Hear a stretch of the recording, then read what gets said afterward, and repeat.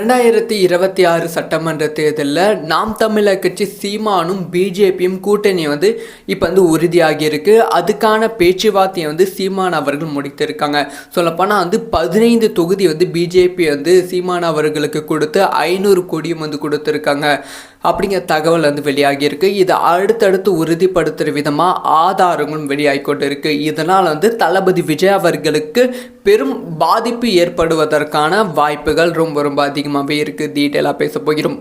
2026 சட்டமன்ற தேர்தல். ஸோ திமுகவை தோற்கடிக்கணும், அதிமுக வெற்றி பெறணும். இதுக்காக பிஜேபி அதிமுக கூட்டணி ஒன்றாங்க சேர்ந்தது.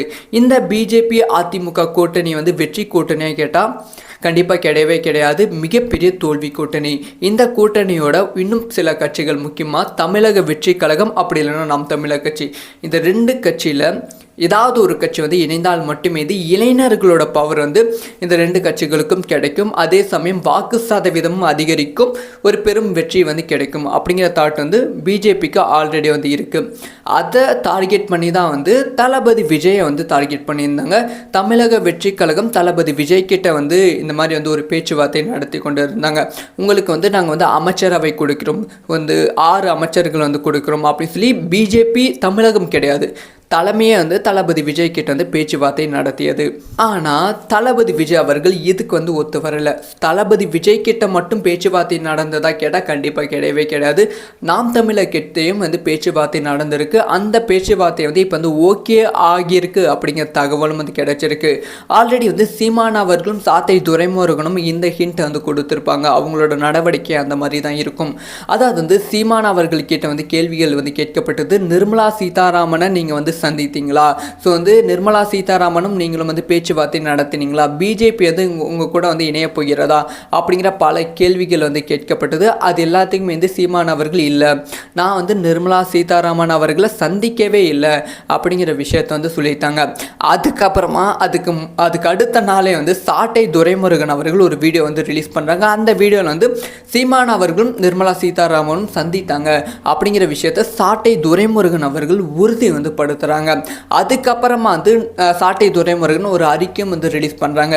என்னோட யூடியூப் சேனலில் ரிலீஸ் பண்ணும் அறிக்கை வீடியோஸ் எல்லாமே என்னோட தனிப்பட்ட கருத்து, அதுக்கும் நாம் தமிழர் கட்சிக்கும் நாம் தமிழர் கட்சி சீமான் அவர்களுக்கும் எந்த தொடர்பும் கிடையாது அப்படிங்கிற விளக்கத்தை அவங்க கொடுக்குறாங்க. இதனால் ஒரு பெரும் குழப்பம் ஏற்படுகிறது.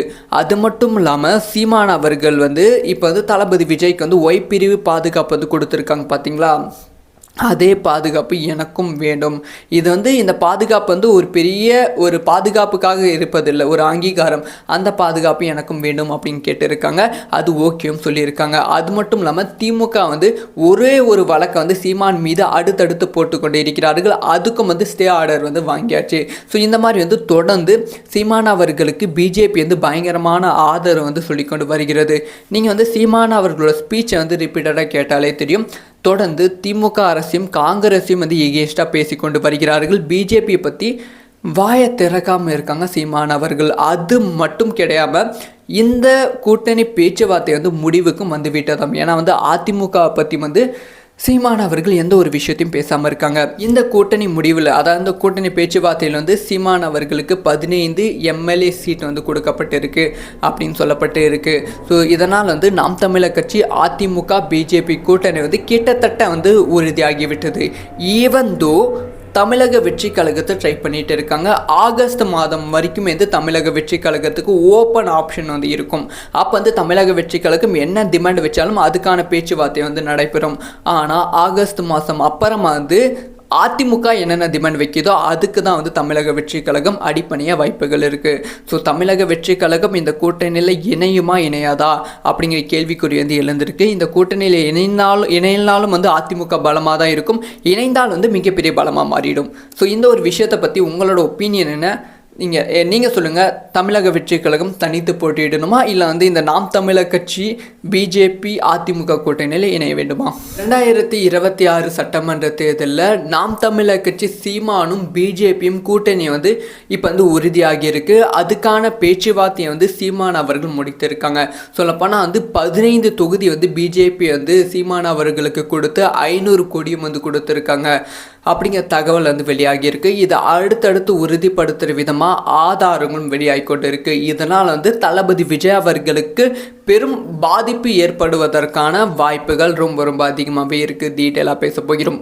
2026 சட்டமன்ற தேர்தல். ஸோ திமுகவை தோற்கடிக்கணும், அதிமுக வெற்றி பெறணும். இதுக்காக பிஜேபி அதிமுக கூட்டணி வந்து ஒன்றாங்க சேர்ந்தது. இந்த பிஜேபி அதிமுக கூட்டணி வந்து வெற்றி கூட்டணியாக கேட்டால் கண்டிப்பாக கிடையவே கிடையாது. மிகப்பெரிய தோல்வி கூட்டணி. இந்த கூட்டணியோட இன்னும் சில கட்சிகள், முக்கியமாக தமிழக வெற்றி கழகம், அப்படி இல்லைன்னா நாம் தமிழர் கட்சி, இந்த 2 கட்சியில் ஏதாவது ஒரு கட்சி வந்து இணைந்தால் மட்டுமே இது இளைஞர்களோட பவர் வந்து இந்த 2 கட்சிகளுக்கும் கிடைக்கும். அதே சமயம் வாக்கு சதவீதமும் அதிகரிக்கும், ஒரு பெரும் வெற்றி வந்து கிடைக்கும் அப்படிங்கிற தாட் வந்து பிஜேபிக்கு ஆல்ரெடி வந்து இருக்குது. அதை டார்கெட் பண்ணி தான் வந்து தளபதி விஜயை வந்து டார்கெட் பண்ணியிருந்தாங்க. தமிழக வெற்றி கழகம் தளபதி விஜய் கிட்ட வந்து இந்த மாதிரி வந்து ஒரு பேச்சுவார்த்தை நடத்தி கொண்டு இருந்தாங்க. உங்களுக்கு வந்து நாங்கள் வந்து அமைச்சரவை கொடுக்கிறோம், வந்து 6 அமைச்சர்கள் வந்து கொடுக்குறோம் அப்படின்னு சொல்லி பிஜேபி தமிழகம் கிடையாது, தலைமையே வந்து தளபதி விஜய் கிட்ட வந்து பேச்சுவார்த்தை நடத்தியது. ஆனால் தளபதி விஜய் அவர்கள் இதுக்கு வந்து ஒத்து வரலை. தளபதி விஜய் கிட்ட மட்டும் பேச்சுவார்த்தை நடந்ததா கேட்டால் கண்டிப்பாக கிடையவே கிடையாது. நாம் தமிழர் கிட்டையும் வந்து பேச்சுவார்த்தை நடந்திருக்கு. அந்த பேச்சுவார்த்தை வந்து இப்போ வந்து ஓகே ஆகியிருக்கு அப்படிங்கிற தகவலும் வந்து கிடைச்சிருக்கு. ஆல்ரெடி வந்து சீமான் அவர்களும் சாத்தை துரைமுருகனும் இந்த ஹிண்ட் வந்து கொடுத்துருப்பாங்க. அவங்களோட நடவடிக்கை அந்த மாதிரி தான் இருக்கும். அதாவது வந்து சீமான் அவர்கள் கிட்ட வந்து கேள்விகள் வந்து கேட்கப்பட்டது. நிர்மலா சீதாராமனை நீங்கள் வந்து சந்தித்தீங்களா? ஸோ வந்து நிர்மலா சீதாராமனும் நீங்களும் வந்து பேச்சுவார்த்தை நடத்தினீங்களா? பிஜேபி வந்து உங்கள் கூட வந்து இணைய போகிறதா அப்படிங்கிற பல கேள்விகள் வந்து கேட்கப்பட்டது. அது எல்லாத்துக்குமே வந்து சீமான் அவர்கள் இல்லை, நான் வந்து நிர்மலா சீதாராமன் அவர்களை சந்திக்கவே இல்லை அப்படிங்கிற விஷயத்தை வந்து சொல்லிட்டாங்க. அதுக்கப்புறமா அதுக்கு அடுத்த நாளே வந்து சாட்டை துரைமுருகன் அவர்கள் ஒரு வீடியோ வந்து ரிலீஸ் பண்ணுறாங்க. அந்த வீடியோவில் வந்து சீமான் அவர்களும் நிர்மலா சீதாராமனும் சந்தித்தாங்க அப்படிங்கிற விஷயத்தை சாட்டை துரைமுருகன் அவர்கள் உறுதி வந்து படுத்துறாங்க. அதுக்கப்புறமா வந்து சாட்டை துரைமுருகன் ஒரு அறிக்கையும் வந்து ரிலீஸ் பண்ணுறாங்க. என்னோட யூடியூப் சேனலில் ரிலீஸ் பண்ணும் அறிக்கை வீடியோஸ் எல்லாமே என்னோட தனிப்பட்ட கருத்து, அதுக்கும் நாம் தமிழர் கட்சிக்கும் நாம் தமிழர் கட்சி சீமான் அவர்களுக்கும் எந்த தொடர்பும் கிடையாது அப்படிங்கிற விளக்கத்தை வந்து அவங்க வந்து கொடுக்குறாங்க. இதனால் வந்து ஒரு பெரும் குழப்பம் வந்து ஏற்படுகிறது. அது மட்டும் இல்லாமல் சீமான் அவர்கள் வந்து இப்போ வந்து தளபதி விஜய்க்கு வந்து ஒய் பிரிவு பாதுகாப்பு வந்து கொடுத்துருக்காங்க பார்த்தீங்களா?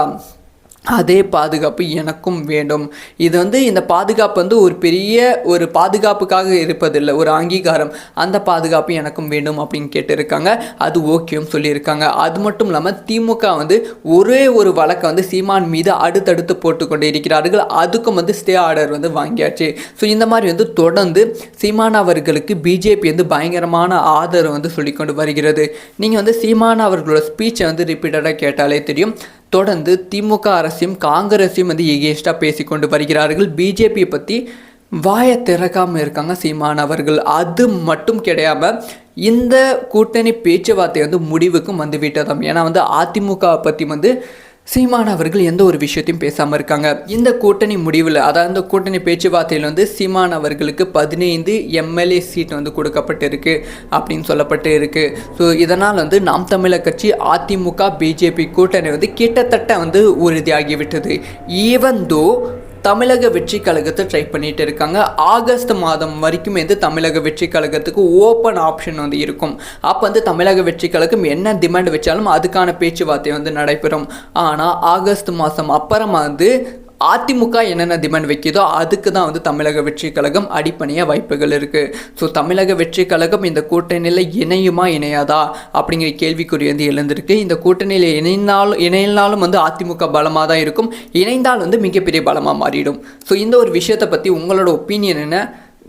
நீங்கள் சொல்லுங்கள். தமிழக வெற்றி கழகம் தனித்து போட்டியிடணுமா, இல்லை வந்து இந்த நாம் தமிழர் கட்சி பிஜேபி அதிமுக கூட்டணியில் இணைய வேண்டுமா?